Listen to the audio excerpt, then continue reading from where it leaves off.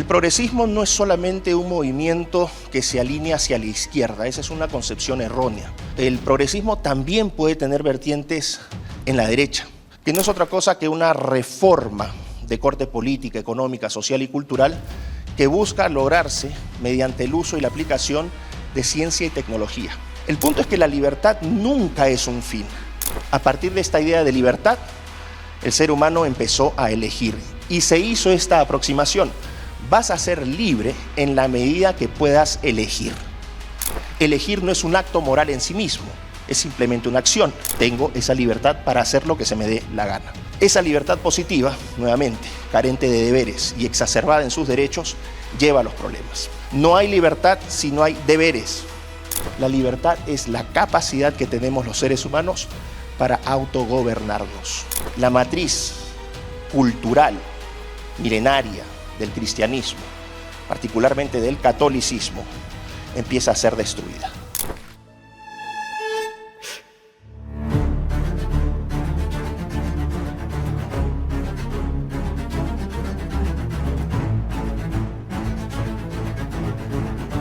Bueno, muchísimas gracias a todos ustedes por estar presentes. Quiero agradecer de manera especial al señor Ricardo Salinas Pliego, a la universidad por el gesto de haberme invitado. Ha sido un viaje corto, llegué ayer de Inglaterra a las 8 de la noche y me estoy yendo hoy a las 8 de la noche nuevamente a Inglaterra, pero creo que era un evento que ameritaba mi presencia para dar una perspectiva quizás un poco diferente a lo que se concibe en términos libertarios.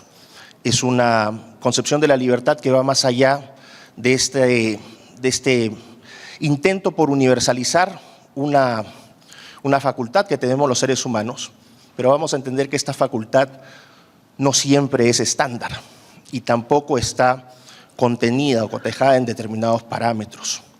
Y quiero partir con vamos a decir, una serie de procesos que han ido moldeando la vida de Occidente, las estructuras políticas, económicas, sociales y culturales de Occidente, y que nos han llevado a un punto de disolución, a un punto de caos social, que es presente y que está marcado en todo el hemisferio occidental. Vemos el caso de Europa, una civilización cuna para nosotros, cómo Europa está cayendo ahora en la desintegración social, económica, política, religiosa, y ahí vemos también una especie de alerta contra esta idea de la secularización extrema de las sociedades.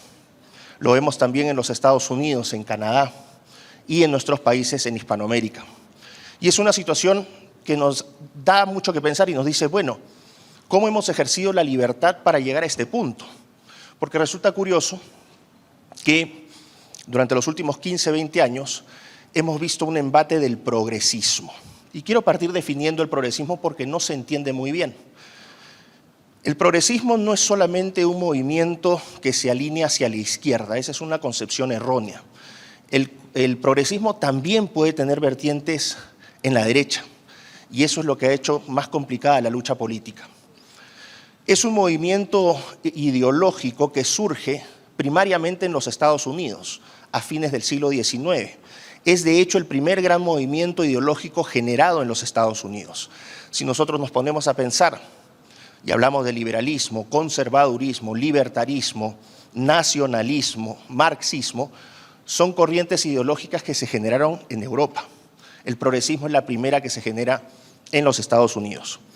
Y es una respuesta a la concentración enorme de poder que en ese momento tuvieron los que se llamaron los robber barons o los varones ladrones. Eran empresarios como Cornelius Vanderbilt, John D. Rockefeller, estamos hablando de Jay Gould, gente que tenía mucho dinero y que a través de ese poder económico empezó a ocupar y a afectar los gobiernos locales para hacer lobbies que favorecieran su posición económica y que después se tradujo en una posición política. Más allá del efecto que esto tuvo en la política estadounidense, por ejemplo, el impacto económico que tuvo este movimiento, generó un rechazo en la medida que esta concentración de poder afectó la vida de los estadounidenses.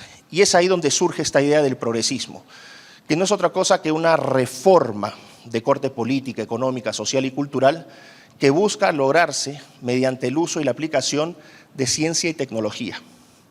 Este punto es muy importante. El progre es aquel que busca reformar haciendo uso de la ciencia y la tecnología. ¿Qué sucede? Podemos irnos ya un poquito antes a la Revolución Francesa, que es un punto de partida o la génesis de lo que ha ocurrido en los últimos 20-25 años en Occidente. Es una revolución que se va cocinando en 1760, en 1770, con el aporte también de grandes pensadores de la época como Voltaire, Jean-Jacques Rousseau.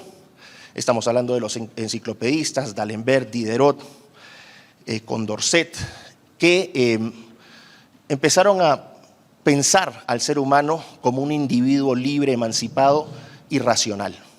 Esto desencadena en 1789 en la Revolución Francesa, que es una revolución que acaba con la monarquía, es decir, con la autoridad que concentra el poder político, que acaba con la religión, en ese momento la religión católica predominante, y que pone al ser humano no en el centro, sino sobre todo. El ser humano pasa a ser el individuo emancipado, ¿y emancipado a través de qué? De su capacidad para razonar. Es decir, es la exaltación del individuo y la exaltación de su capacidad para razonar, el racionalismo. Esto obviamente generó enormes cambios, se generó una matanza que se conoce como el Reino del Terror entre 1793 y 1794, que se da precisamente por abolir o acabar de manera tan radical con estructuras de poder, no solamente políticos, sino también espirituales y religiosos, que habían regido la vida de Francia en los últimos 6-7 siglos. Fue un cambio tan radical que llevó a una matanza enorme bajo un eslogan tripartito que era libertad, igualdad y fraternidad. Lo que terminó logrando en nombre de esa emancipación del individuo fue todo lo contrario. Desde el momento en que se inicia la revolución hasta el fin de las guerras napoleónicas, en 1812, 1814, 2 millones de franceses murieron. Fueron perseguidos y masacrados gente de la orden católica, estamos hablando de sacerdotes, de arzobispos, de monjas, de niños. La masacre de la Vendée es vamos a decir, es uno de los hechos más significativos de esta purga del catolicismo en Francia, y que lejos de generar vamos a decir, un espacio de autoridad compartido, generada desde el pueblo, desde la soberanía popular, terminó generando algo peor. Pasaron de un rey a un emperador, que fue Napoleón. Y esta secularización extrema llevó a la pérdida completa de identidad de Francia y de los franceses. En el siglo XXI retomamos esta idea del eslogan tripartito, pero modificado. Ya no es libertad, igualdad y fraternidad, sino que aquí estamos hablando de diversidad, inclusión e igualdad. Y la matriz se repite: el individuo emancipado a través de su capacidad para razonar no necesita más de Dios, es un individuo que puede convertirse en Dios. De hecho, gracias a los avances tecnológicos, de las famosas tecnologías convergentes, la inteligencia artificial, la biotecnología, la nanotecnología, la robótica, ciencia de materiales, computación cuántica, el ser humano dice, bueno, finalmente hemos logrado desarrollar tecnologías que ya nos hacen no necesitar de Dios, y es la transición entonces del Homo sapiens al Homo Deus. Curiosamente, el título del libro de un bestseller que es Yuval Noah Harari, ¿no? El Homo Deus, el hombre emancipado de Dios, el hombre Dios que con esta tecnología va a poder construir un paraíso terrenal. Ya no hay necesidad de pensar en el paraíso más allá de la tierra, lo vamos a construir en la tierra. Aquí viene también, con este enfoque de la diversidad, la inclusión y la igualdad, nuevamente la exaltación del individuo racional y libre. Pero es una libertad que se malentiende y cuyos resultados vemos ahora. Hay un gran escritor, un gran filósofo británico que se llama John Gray. John Gray el año pasado, el 2023, publicó un libro que se llama Los Nuevos Leviatanes o El Nuevo Leviatán, donde hace una crítica a este liberalismo iliberal. Curioso este concepto, liberalismo iliberal, que trae al frente esta idea de libertad para emancipar al ser humano y lograr el progreso en la tierra. Y Gray señala que precisamente una mala concepción de la libertad es lo que ha llevado a Occidente al lugar donde se encuentra. Él dice, la libertad dejó de entenderse como un medio y se convirtió en un fin en sí mismo. Es decir, tenemos que ser libres porque tenemos que ser libres. ¿Pero para qué quieres esa libertad? Para ser libre. Porque si la libertad es un fin, entramos a este razonamiento circular. El punto es que la libertad nunca es un fin. Y esto es una observación cariñosa y respetuosa que le hago a los libertarios. Los libertarios se equivocan profundamente cuando piensan que la libertad es un fin. Cuando Javier Milei dice viva la libertad carajo, hay una arenga para defender este valor. Yo estoy de acuerdo con la defensa de ese valor, es muy importante, pero nunca como un fin, siempre como un medio. ¿Y por qué Gray hace esta crítica? Porque dice, a partir de esta idea de libertad, el ser humano empezó a elegir y se hizo esta aproximación. Vas a ser libre en la medida que puedas elegir. La famosa palabrita choice. No sé si la han escuchado, cuando se dice hay que ser pro-choice, pro-elección. Bueno, te decían entonces, tú vas a ejercer esa libertad y esa máxima expresión de libertad se va a dar cuando tú elijas. El problema, decía Gray, es que elegir como tal no es un acto de máxima libertad, es simplemente un acto. Cuando yo elijo estoy haciendo algo, pero esa acción está desprovista de contenido moral. Elegir no es un acto moral en sí mismo, es simplemente una acción. Y aquí fue donde perdió Occidente, o empezó a perder Occidente, la brújula, el compás moral. Se dice, puedes elegir lo que quieras ser. Cuando sucede esto, esta capacidad de elección, sucede que todos elegimos sobre la base de diferentes intereses y no siempre elegimos hacer el bien. Por ejemplo, desde el catolicismo, la libertad, ¿no?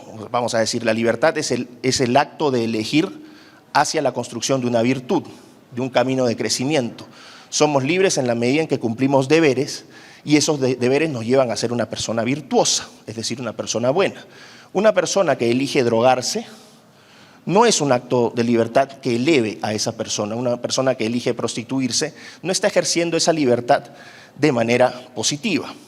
El problema aquí para el libertario sería que el libertario, el concepto de pecado en el catolicismo, lo transforma simplemente como una elección privada. Entonces no hay problema. Si esa persona decide drogarse, es su cuerpo, es su vida. No hay ningún inconveniente. El problema ocurre que cuando vas agregando esas libertades mal aplicadas, esas libertades carentes de deberes, vas a llegar a situaciones como las que hoy ves, por ejemplo, en San Francisco, en los Estados Unidos. Una ciudad que antes era un hub tecnológico, una ciudad linda, que hoy está llena de consumidores de fentanilo, que están caminando ahí, deambulando como zombies por las calles. Una ciudad que se ha convertido en varias zonas en un baño público. De hecho, hay apps que uno puede usar donde te dicen cuáles son las zonas donde hay mayor acumulación de excremento en las calles. A eso llegó esa libertad malentendida, una libertad que carece de deberes. El problema es que este progresismo te dijo la libertad siempre es un derecho y tienes derechos infinitos. Y tú vas a ser libre en la medida que ejerzas esa capacidad de elegir y puedes elegir lo que quieras. Aquí entramos al concepto de libertad positiva. Quien desarrolla esta idea o esta distinción entre libertades positivas y negativas, que ahora les voy a explicar, es el gran filósofo letón británico Isaiah Berlin. Él escribe un libro, en realidad no fue un libro, fue una conferencia que él dio en la Universidad de Oxford, donde establece diferencias entre dos tipos de libertades. Una libertad negativa, que es la libertad que defiende el libertario, es la libertad donde no hay interferencia de terceros, es decir, una libertad, yo soy libre en la medida en que nadie interfiera en mis decisiones y en mi vida. Es una libertad carente de coerción externa. La libertad positiva, por el contrario, es una libertad de la agencia humana, de la capacidad que tiene el ser humano para elegir activamente lo que busca. En la libertad negativa es básicamente soy libre porque nadie me molesta. Soy libre porque puedo tener una propiedad, por mi derecho a la vida, ¿no? Y a la libertad. nadie me afecta en esos derechos, nadie me toca. La libertad positiva es distinta, es la libertad de la voluntad. Yo soy libre de, por ejemplo, casarme con quien se me dé la gana. Soy libre, por ejemplo, de modificar el concepto de matrimonio y casarme con una persona del mismo sexo. Soy libre porque puedo mandar a fabricar niños, porque los vientres de alquiler están ahí y el mercado me permite hacer esto y las leyes también. Por lo tanto, tengo esa libertad para hacer lo que se me dé la gana. Esa libertad positiva, nuevamente, carente de deberes y exacerbada en sus derechos, lleva a los problemas. Sucede que estas libertades positivas se fueron acumulando a lo largo de los años y terminaron desarrollándose en un cuerpo que hoy se llama derechos humanos, ¿no? Los derechos humanos. El problema es que sí tenemos derechos humanos fundamentales, derecho a la vida, a la libertad, a la propiedad, son universales, independientemente de nuestra religión, de nuestras costumbres, de nuestro sexo, todos tenemos ese derecho. Las libertades positivas dan derechos humanos que ya no son universales. Por ejemplo, los derechos para las comunidades LGBT o los derechos, por ejemplo, a estas leyes antirracistas o el feminismo exacerbado, que lo que han terminado generando son ciudadanos de primera y segunda clase. Y voy a dar ejemplos porque si no me van a decir estás puro teorizando. Las leyes profeministas que se han dado en este país no son leyes que busquen la igualdad. Y lo puedo decir con absoluta libertad. No es justo y no es libre que un hombre se vaya preso por el simple testimonio de una mujer que dice haber sido afectada por algún hecho que quizás no ocurrió, donde un simple testimonio pueda meter en la cárcel a un hombre, donde el trato para padres y madres al momento de la separación con los hijos sea completamente desigual. Eso no es igualdad y ese es un mal ejercicio de la libertad. Entonces tuvimos esta multiplicación de derechos a partir de las libertades positivas que terminaron dando este enorme cuerpo de derechos humanos y que posicionan una idea que es absolutamente corrupta, que la libertad solamente es un derecho. Insisto, no hay libertad si no hay deberes. Y nos olvidamos de ser sujetos de deberes y nos convertimos en sujetos de infinitos derechos. Tengo derecho a todo. Y si cualquier cosa pasa o cualquier cosa me impide a mí lograr esa libertad, yo voy a ser víctima de algo o de alguien. Y se empieza a cultivar esta cultura de la victimización, que se ha dado muy fuertemente sobre todo en las generaciones más jóvenes. Es una generación que no acepta deberes, que solamente exige derechos. El problema con esta posición que la establece Gray es que lamentablemente estos derechos empiezan a competir entre sí. O sea, yo puedo elegir libremente, pero mis decisiones individuales en algún momento van a chocar con los intereses de otras personas que quieren también ejercer esa libertad y vemos un conflicto de intereses. Y eso fue lo que ocurrió. Ahí está la disputa por el aborto, por ejemplo, la disputa por el matrimonio, ¿no? Y la reconfiguración de esa institución, en las disputas a través del feminismo, del tema del racismo, el racionalismo crítico, etcétera, o la teoría crítica, y llegamos a un punto de conflicto social. Un conflicto social exacerbado que nos afecta a todos por igual en todos los países de Occidente. ¿Qué sucede entonces? Aquí entra entonces el fin de la libertad, porque vino el Estado a decirnos, no, hay valores con los cuales el Estado está alineado, que son la diversidad, la inclusión y la igualdad, y si tú no promueves esas libertades alineadas con estos valores, tú eres un enemigo del sistema. Vas a ser un nazi, un fanático religioso, vas a ser un extremista, vas a ser lo peor de la sociedad y te vamos a estigmatizar. Y el aparato estatal, en conjunto con organismos supranacionales, Naciones Unidas, el Banco Mundial, estamos hablando de la Unión Europea, empezaron a atacar abiertamente a toda esta gente que era la disidencia a estas políticas disolventes, a estas libertades y estos derechos disolventes. ¿Qué sucede entonces? El Estado entra para imponer estos valores y estas visiones. Y los disidentes empiezan a ser estigmatizados. Y se dice, esta gente es enemiga del progreso. Son enemigos del progreso porque no están alineados con estas libertades. Y por lo tanto hay que estigmatizarlos. Y se les dice, no solamente hay que poner en línea a estos ignorantes, sino que hay que educarlos porque son enemigos del progreso. Y ahí entra otra transformación.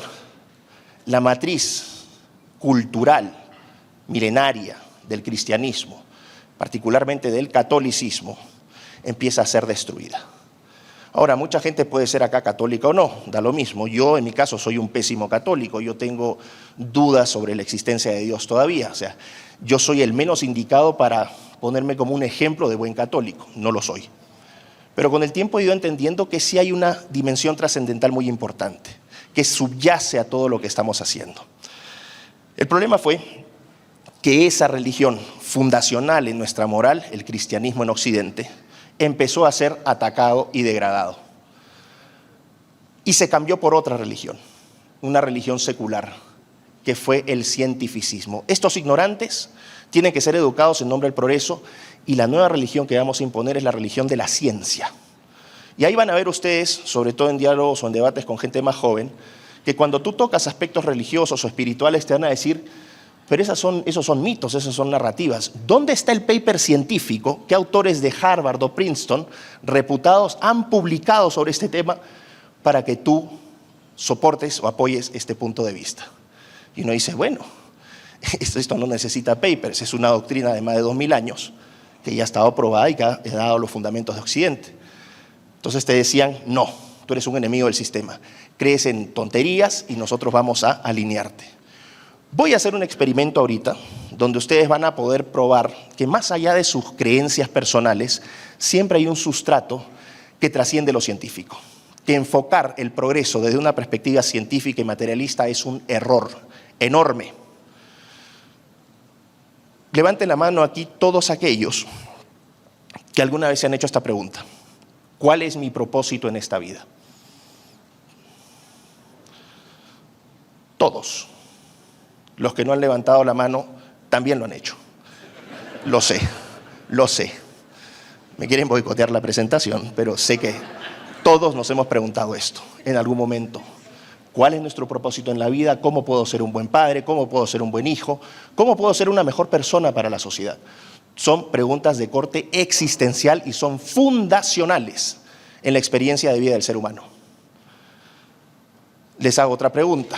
¿Ustedes pueden responder a esa pregunta y llegar a una solución o a una respuesta satisfactoria a través del método científico?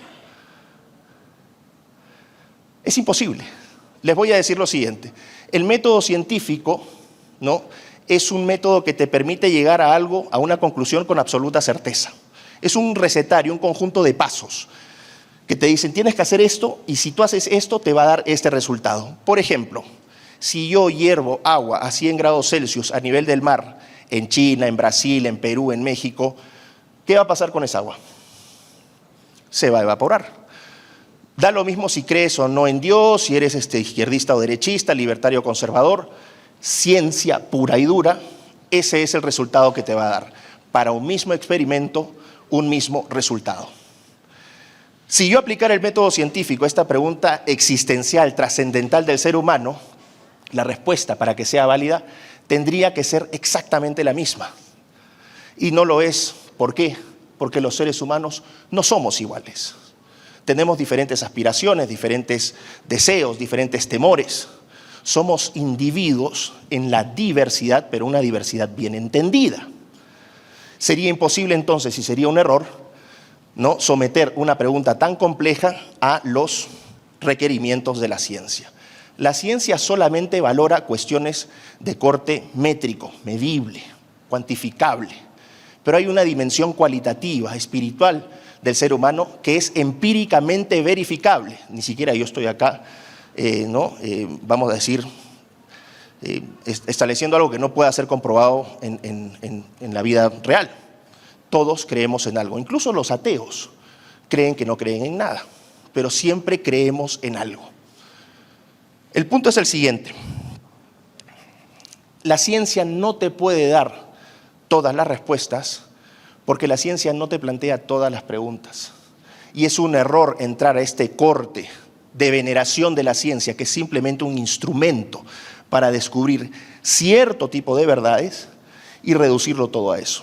Veo, por ejemplo, que un error también de esa libertad, que es la que descubre Gray, es que la ciencia solamente empezó a ser usada en un sentido cuantitativo, materialista y utilitarista, cuando los seres humanos somos seres mucho más complejos. ¿Qué ha sucedido entonces? Ha habido una enorme fractura de la sociedad, de las sociedades en Occidente, incluyendo México. Y entramos a un punto donde decimos, bueno, entonces, ¿de dónde surge esa libertad? Una libertad mal ejercida no es ser libre. No es solamente una libertad en la cual uno diga, soy libre para hacer lo que quiera, sino es una libertad ¿para qué? Una libertad para buscar la virtud. Y este no es solamente un discurso vago, abierto, etéreo. Esta es una realidad concreta. ¿Qué significa una libertad para buscar la virtud? Para ser virtuosos. Significa una libertad para ser la mejor versión de lo que podamos ser. Cuando una chica se prostituye en OnlyFans, o prostituye su imagen en OnlyFans, no está ejerciendo esa libertad de manera virtuosa. Desde la perspectiva materialista y utilitarista va a ser fantástico. Va a ganar mucho dinero, va a ser incluso famosa, pero ¿qué queda después? Esa juventud en algún momento se va a ir y la competencia del mercado, van a surgir chicas más jóvenes y más guapas probablemente, la van a sacar de ese negocio. ¿Y qué queda al final del día? Nadie piensa en ese drama, porque piensan que la vida solamente se vive los primeros 30 a 35 años.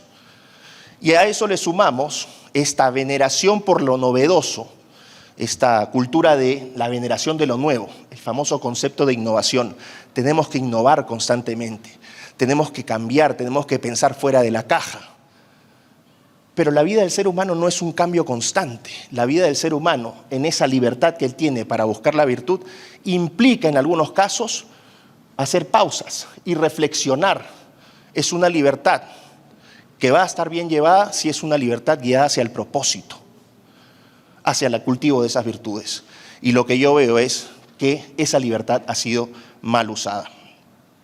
Hay un problema ahora, y es también una crítica respetuosa y cariñosa que le hago al libertarismo. El libertarismo no debe caer en la trampa de promover la libertad como un fin y tampoco debe caer en la trampa de crear una libertad que sea universal. La libertad no se entiende de la misma manera por las personas. Como valor fundacional, sí, tiene características similares, pero la libertad en Arabia Saudita es distinta a la libertad en China y es distinta a la libertad que tenemos aquí. Y las personas no piensan igual. ¿Por qué? Porque hemos sido criados en entornos distintos. Y esto está bien.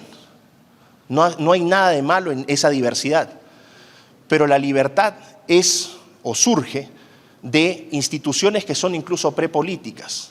Surge de la familia, ¿no? El primer laboratorio donde el ser humano empieza a entender que no solamente vive aislado, sino que se relaciona con otros. La libertad es relacional. Esta idea del individuo libre es un absurdo. ¿Para qué le sirve a Robinson Crusoe ser libre si está solo? Bueno, estaba Viernes murió. Cuando se quedó solo Robinson. ¿De qué le sirve esa libertad si están solos? Pierde sentido, es un valor que tiene sentido solamente en su capacidad relacional. Segundo, la libertad está históricamente y territorialmente localizada. Surge a partir también de ciertas interacciones que se han dado a lo largo de la historia. Es un bien que hemos heredado a través, por ejemplo, no solamente de la familia, sino del concepto de nación. Una nación que no se asocia a lo étnico, ojo, porque aquí entraríamos en el etnonacionalismo, que siempre ha sido peligroso. Pero se genera a partir de valores comunes, de tradiciones, de instituciones, ¿no? De creencias, de idioma compartido. Cuando tú, en nombre de una falsa diversidad, empiezas a fragmentar y a hiperfragmentar esa sociedad en nombre del individualismo libre, lo que terminas es, ¿no?, partiendo esa civilización o esa sociedad y polarizándola. Tenemos que evitar eso. Voy a cerrar esta presentación, me quedan 2 minutos, apelando a esta idea de libertad con deberes. No debemos olvidar eso. Es una libertad que también va en función de nuestra naturaleza como seres humanos. Nosotros no solamente somos seres que recibimos, somos seres que debemos dar. Cuando la libertad se enfoca en esta idea de que yo soy primero, yo soy segundo y yo soy tercero para satisfacer mis necesidades materiales, es decir, con un propósito de utilidad, donde cómo yo hago para sacar el máximo provecho a esta situación, yo empiezo a pensar solamente en primera persona y me olvido de ese componente relacional. Debemos empezar a pensar la libertad también en sentido de segunda y tercera persona. Y ahí sí, los fundamentos del catolicismo, del cristianismo son importantes. Soy libre en la medida que sirvo a terceros, en las cuales hago una buena vida, donde soy una persona que trata de cumplir con ese propósito, esa pregunta que todos nos hacemos. Es una vida donde tú das o sirves a otros. Esto no debe ser un tema menor, debe ser un tema central en la filosofía individual, porque finalmente la libertad es lo siguiente, si lo resumimos en algo concreto. La libertad es la capacidad que tenemos los seres humanos para autogobernarnos. Esa es la libertad, autogobernarnos. ¿Para qué? Para no caer en los excesos, para no caer en los vicios, para no solamente reducirnos a cosas, a elementos de consumo. No, tenemos algo más, tenemos una dimensión trascendental, espiritual. También vale la pena aplicar esa libertad en función de esas aspiraciones y propósitos. Así que dejo aquí esta conversación, unas breves reflexiones, esperando que piensen al respecto y que al final del día, más allá de las diferencias ideológicas o políticas que podamos tener, creo que todos podemos estar de acuerdo en un punto, que al final del día la mayoría de personas somos buenas personas y buscamos lo mejor para nuestras familias, para nuestros hijos, para nuestros padres, nuestras comunidades y nuestra patria. Así que muchísimas gracias.